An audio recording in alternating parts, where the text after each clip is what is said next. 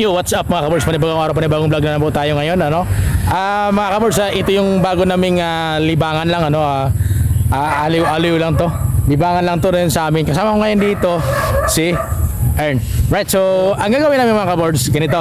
Pupunta kami sa isang lugar na kung saan maglalagay kami ng ini amount, no? Hindi na namin sasabihin kung magkano yung ilalagay namin. So katuwaan lang to mga kabirds. So paunahan na lang ano kung sinong makakuha doon sa ilalagay namin na pira.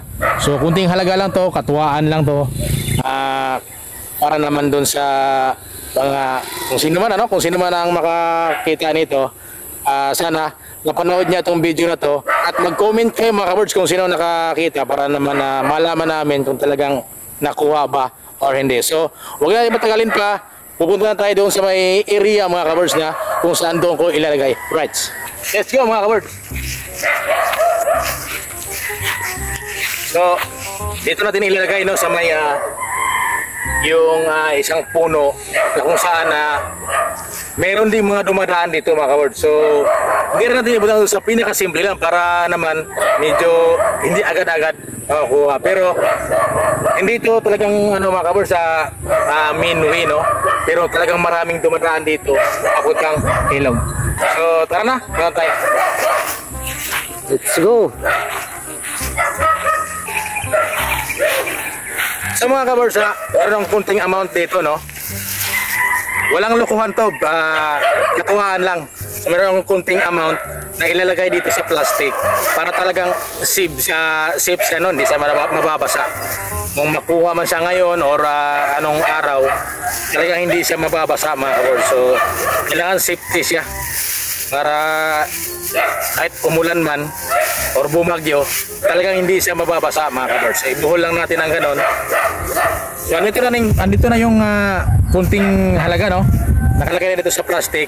So ang gagawin ko ngayon dito, itatali ko dito sa may puno na to mga kabirds. Right. So ito mga kabirds, no? Madali lang hanapin to mga kabirds. So sa mga dumadaan dito, no, siguro magtaka sila kung ano yung plastic na yan. Right, so ito na. Itatali ko lang sa dito sa may sanga mga kabirds. Gaan na yung dili makita kayo. Basta ba kayo? Magtaka sila kung ano to, no? So dito daw. Para talagang makita nila, no?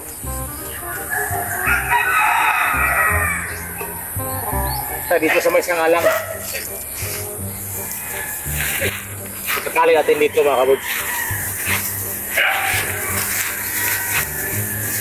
Para kahit umulan man siya, talagang hindi siya nababasa.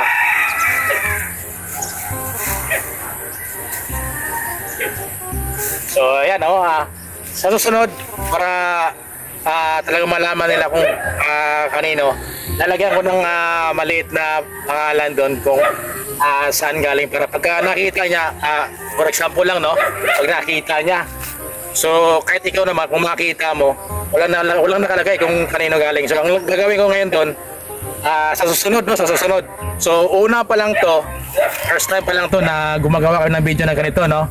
So ang gagawin ko dito sa susunod, lalagyan ko ng from Jumax TV.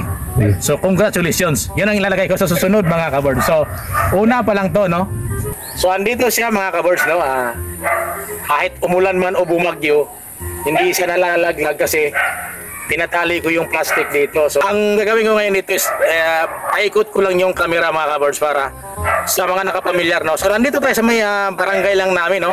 Barangay Pian lang to, Zamboanga del Norte, no. Pulangco, Zamboanga del Norte. So sa mga nakapamilyar ng lugar na to, ito na yung panahon na para makakuha kayo ng siguro sa mga pangmerienda, pwede na to. Pwede na itong small amount na to.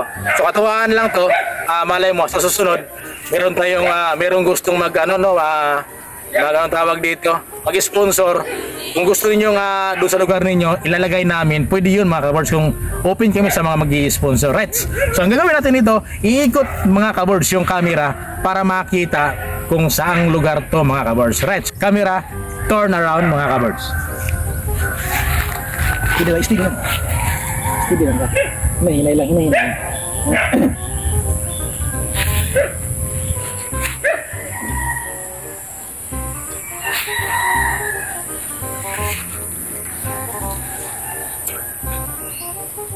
So mga kabors, yan o.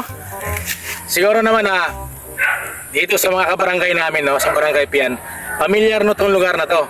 So, paunahan na lang kung sino yung makakuha nito sa nilagay namin dito na small amount.